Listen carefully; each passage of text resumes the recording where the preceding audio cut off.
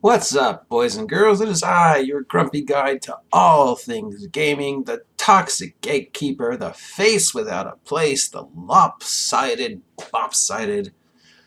OG GM, with another OG GM adventure as we continue into the year 2020, back in the days of yore of the 70s and the 80s. Speculative fiction promised us all these things that would happen by the year 2020, and so far, pretty much none of them have. A lot of it was really depressing. People saw what was happening in the 60s and 70s and 80s and imagined a future of just bleak awfulness. I mean, there was very little hope in sci-fi. Now, one of the many things we were promised that has yet to come to pass is flying cars. Flying cars have been promised to us since the Jetsons. We would have a future with no roads and flying cars, which actually would make traffic a lot worse because now you're thinking in 3 dimensions instead of just 2. Flying cars would actually probably be really awful. Maybe. I don't know. Might be better, might be worse. I mean, we could barely handle regular cars, so who knows what we would do with flying cars. Now, sadly, no flying cars. Planes aren't even that much more advanced than they were. They're just bigger and weirder, but no, planes still pretty much work the same. Rockets? Yeah, we got rockets, but let's face it, we haven't colonized Mars, we haven't colonized the moon, we've got a space station we kind of use sometimes, but just one. Most of our satellites are either communication or military or weather. We got a few for science, but yeah, no flying cars. Which is not exactly 100% true because there were attempts to make flying cars. Most of these attempts involved tricking out a car to also be a prop plane, or at least in one attempt, a helicopter. The prop plane car was a very, very expensive toy. Very few of them were made.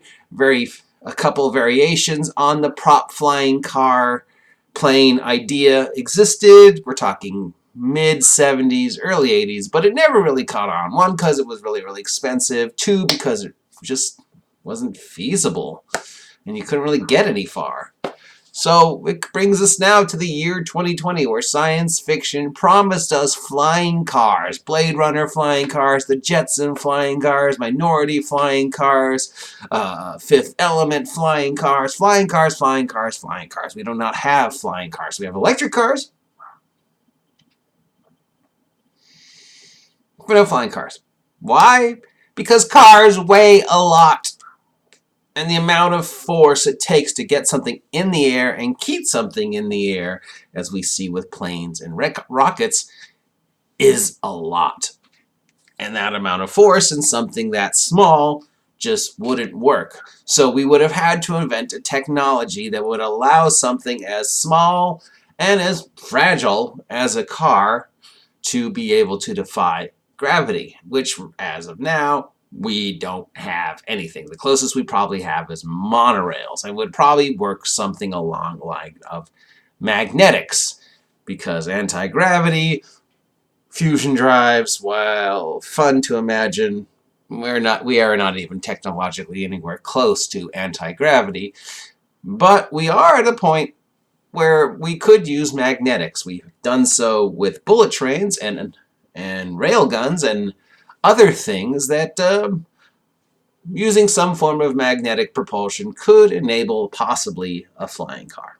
But right now, no flying cars. Our closest thing to flying cars are probably some of the electric cars and some of the speculative fiction cars that have come out of Tesla and Elon Musk. Could we see a flying car anytime?